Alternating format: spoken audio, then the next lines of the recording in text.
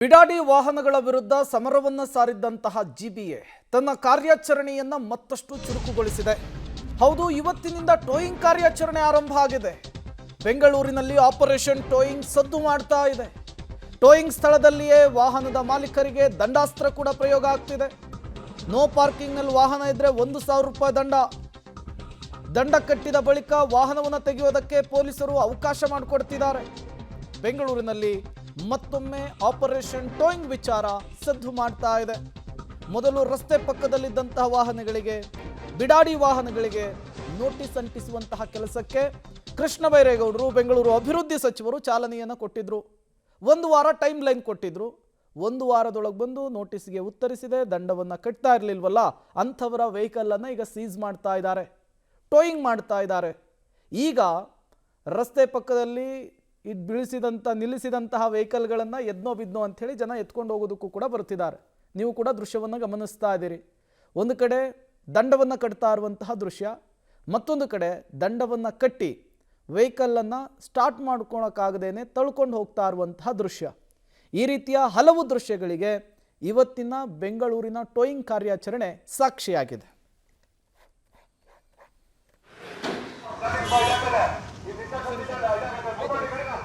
Charan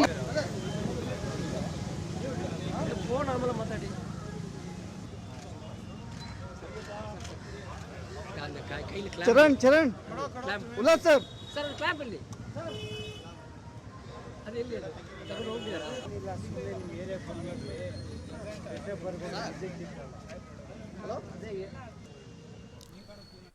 details ಅನ್ನು ಕೊಡೋದಕ್ಕೆ ಮಾರುತಿ ಸಂಪರ್ಕದಲ್ಲಿ ಜಾಯಿನ್ ಆಗಿದ್ದಾರೆ. ಮಾರುತಿ, ಬೆಂಗಳೂರು ಸಂಚಾರಿ ಪೊಲೀಸರು ಮತ್ತು ಜಿಬಿಎ ಜಂಟಿಯಾಗಿ ನಡೆಸ್ತಾ ಇರುವಂತಹ ಕಾರ್ಯಾಚರಣೆ ಇದು ಹೇಗೆ ನಡೀತಾ ಇದೆ ಬೆಂಗಳೂರಿನಲ್ಲಿ ಆಪರೇಷನ್ ಟೋಯಿಂಗ್? ಖಂಡಿತ ಪ್ರೇಮ್, ಕಳೆದ 1 ವಾರದಿಂದ ಈ ಬಗ್ಗೆ ಖುದ್ದು ಸಚಿವರು ಒಂದು ಸ್ಟೇಟ್ಮೆಂಟ್ನ ಕೊಡ್ತಾರೆ. ಬೆಂಗಳೂರು ರಸ್ತೆಗಳನ್ನು ಗುಜರಿ ರೀತಿಯಲ್ಲಿ ಮಾಡ್ಕೊಂಡ್ಬಿಟ್ಟಿದ್ದೀರಾ. ನಿಮ್ಮ ವಾಹನಗಳನ್ನು ನಿಲ್ಲಿಸೋದಕ್ಕೆ ಬೆಂಗಳೂರು ರಸ್ತೆ ಮುಖ್ಯ ರಸ್ತೆ ಅಲ್ಲ, ಅದು ಯಾರ ಆಸ್ತಿನೂ ಅಲ್ಲ, ಅದು ಸಾರ್ವಜನಿಕರ ಆಸ್ತಿ. ದಯವಿಟ್ಟು ನಿಮ್ಮ ಗಾಡಿಗಳನ್ನು ತೆರವು ಮಾಡಿ ಅಂತ ಒಂದು ಮೆಸೇಜ್ನ ಕೊಟ್ಟಿದ್ರು. ಜೊತೆಗೆ ಒಂದು ನೋಟಿಸ್ನ ಅಂಟಿಸುವಂಥ ಕೆಲಸ ಕೂಡ ಮಾಡಿದರು. ಜಿಬಿಎ ಅಧಿಕಾರಿಗಳು ಮತ್ತು ಸ್ಥಳೀಯ ಟ್ರಾಫಿಕ್ ಪೊಲೀಸರ ಸಹಯೋಗದೊಂದಿಗೆ ಎಲ್ಲೆಲ್ಲಿ ಮುಖ್ಯ ರಸ್ತೆ ಇದೆ ಆ ಮುಖ್ಯ ರಸ್ತೆಯಲ್ಲಿ ಕಳೆದ ಹಲವು ದಿನಗಳಿಂದ ಅನಾಥವಾಗಿ ನಿಂತಿರುವಂಥ ವಾಹನಗಳಿಗೆ, ಅಂದರೆ ಇವತ್ತಂದು ನಿಲ್ಲಿಸಿ ತಿರ್ಗಾ ಬೆಳಗ್ಗೆ ಎತ್ಕೊಂಡು ಹೋದರೆ ಅಂಥ ವಾಹನಗಳಿಗೆ ಸಮಸ್ಯೆ ಇರೋದಿಲ್ಲ. ಆದರೆ ಗುಜ್ಜರಿ ರೀತಿಯಲ್ಲಿ ಧೂಳು ನಿಂತ್ಕೊಂಡು ಏರ್ಗಳು ಕಮ್ಮಿ ಆಗಿರುವಂಥ ರೀತಿಯಲ್ಲಿ ಪರಿಸ್ಥಿತಿಯಲ್ಲಿ ಗಾಡಿಗಳು ನಿಂತಿರೋದ್ರಿಂದ ಅಂಥ ವಾಹನಗಳನ್ನು ಪತ್ತೆ ಹಚ್ಚಿ ಅಂಥ ವಾಹನಗಳಿಗೆ ನೋಟಿಸ್ ಅಂಟಿಸುವಂಥ ಕೆಲಸ ಮಾಡಿದರು. ಅಂದರೆ ವಾರಸುದಾರರಿಲ್ಲದಂತಹ ಗಾಡಿಗಳಿಗೆ, ಅಂದರೆ ಅವರಿಗೆ ಒಂದು ಸಂದೇಶ ಕೊಡೋಕ್ಕೆ, ನಿಮ್ಮ ಗಾಡಿಗಳನ್ನ ಬೇಗ ಅಂದರೆ ತೆಗೆದುಕೊಂಡು ಹೋಗಿ ಅಂತ. 1 ವಾರದೊಳಗೆ ಯಾರು ಆ ನೋಟಿಸ್ಗೆ ಉತ್ತರ ಕೊಟ್ಟು ಗಾಡಿಗಳನ್ನ ಎತ್ಕೊಂಡು ಹೋದ್ರು ಅಂಥ ಗಾಡಿಗಳನ್ನ ಹೊರತುಪಡಿಸಿ ಉಳಿದಂಥ ವಾಹನಗಳನ್ನು ಟೋಯಿಂಗ್ ಮಾಡುವಂಥ ಕೆಲಸಕ್ಕೆ ಇಂದು ಚಾಲನೆ ನೀಡಿರುವಂಥದ್ದು. ಅಂದರೆ 7 ದಿವಸಗಳ ಕಾಲ ಗಡುವು ಏನಿದೆ, ಆ ಗಡುವು ಮುಗಿಯೋಷ್ಟರೊಳಗಡೆ ಬಂದು ಅದಕ್ಕೇನು ಒಂದು ದಂಡ ಕಟ್ಟುವಂಥ ನೋ ಪಾರ್ಕಿಂಗ್ ದಂಡ 500 ರೂಪಾಯಿ ಇದೆ, ಅದನ್ನು ಕಟ್ಟಿ ಆ ಗಾಡಿಯನ್ನು ಅಲ್ಲಿಂದ ತೆಗೆದುಕೊಂಡು ಹೋಗೋದಕ್ಕೆ ಮಾಲೀಕರಿಗೆ ಅವಕಾಶ ಮಾಡಿಕೊಟ್ಟಿದ್ರು. ಈಗ ಟೋಯಿಂಗ್ ಮಾಡುವಂಥ ಸಂದರ್ಭದಲ್ಲೂ ಸ್ಥಳಕ್ಕೆ ಏನಾದ್ರು ಬಂದು ವಾಹನ ಚಾಲಕರು ತಮ್ಮ ಗಾಡಿ ಬಿಡಿ ಅಂತ ಅಂದರೆ ಬಿಡುವಂಥ ಕೆಲಸ ಮಾಡಿದ್ದಾರೆ, ಅದು ಸ್ಥಳದಲ್ಲಿ ಕೂಡ ಆಗ್ತಿದೆ.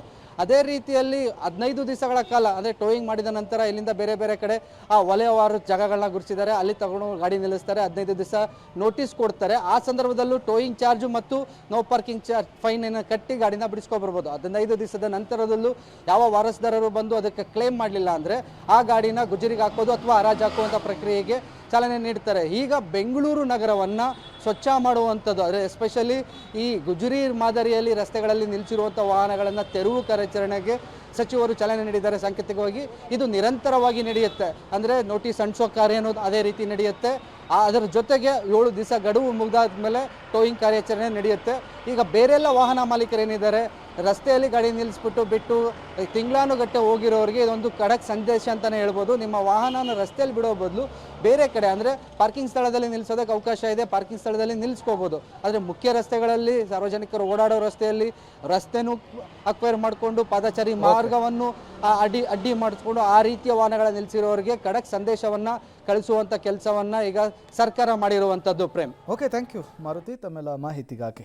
ಬೆಂಗಳೂರಿನಲ್ಲಿ ಸುಧಾರಣೆ ತರಬೇಕು ಅನ್ನೋ ಉದ್ದೇಶಗಳಿಂದ ಸಮಸ್ಯೆಗಳನ್ನು ಗುರುತಿಸಿ ಒಂದೊಂದೇ ಸಮಸ್ಯೆಗೆ ಪರಿಹಾರ ನೀಡುವಂಥ ಪ್ರಯತ್ನವನ್ನು ಮಾನ್ಯ ಮುಖ್ಯಮಂತ್ರಿಗಳಾದಂಥ ಶ್ರೀ ಡಿ.ಕೆ. ಶಿವಕುಮಾರ್ ಅವರ ನೇತೃತ್ವದಲ್ಲಿ GBA ವತಿಯಿಂದ ನಮ್ಮ ಅಧಿಕಾರಿಗಳು GBA ಮತ್ತು ಟ್ರಾಫಿಕ್ ಪೊಲೀಸು ಸೇರಿ ಸಾಕಷ್ಟು ಸುಧಾರಣೆ ಕ್ರಮಗಳನ್ನು ತರ್ತಾ ಇದ್ದೇವೆ. ಅದರಲ್ಲಿ ಇವತ್ತು ಈ ಅನಾಥ ವಾಹನಗಳು ಅಥವಾ ಬೀಡಾಡಿ ವಾಹನಗಳಂತ ಏನು ಕರೀತೇವೆ, ರಸ್ತೆಯಲ್ಲಿ ಫುಟ್ಪಾತಲ್ಲಿ ವಾರಗಟ್ಟಲೆ ಗಾಡಿಗಳನ್ನು ತಿಂಗಳುಗಟ್ಟಲೆ ಅಲ್ಲೇ ಅನಾಥವಾಗಿ ಬಿಟ್ಟು ಇದರಿಂದ ಪಾದಾಚಾರಿಗಳಿಗೂ ತೊಂದರೆ ಮತ್ತು ವಾಹನ ಸಂಚಾರಕ್ಕೂ ತೊಂದರೆ, ಟ್ರಾಫಿಕ್ ಪ್ರಾಬ್ಲಮ್ಗೂ ಕಾರಣ ಆಗುತ್ತೆ. ಯಾಕಂದರೆ ರಸ್ತೆಗಳಲ್ಲೆಲ್ಲ ತಿಂಗಳಾನುಗಟ್ಟಲೆ ವಾಹನಗಳನ್ನು ಬಿಟ್ಬಿಟ್ಟು ಅದರಿಂದ ಆಗುವಂಥ ತೊಂದರೆ ಪ್ರತಿನಿತ್ಯ ಲಕ್ಷಾಂತರ ಜನ ಅನುಭವಿಸ್ತಾರೆ.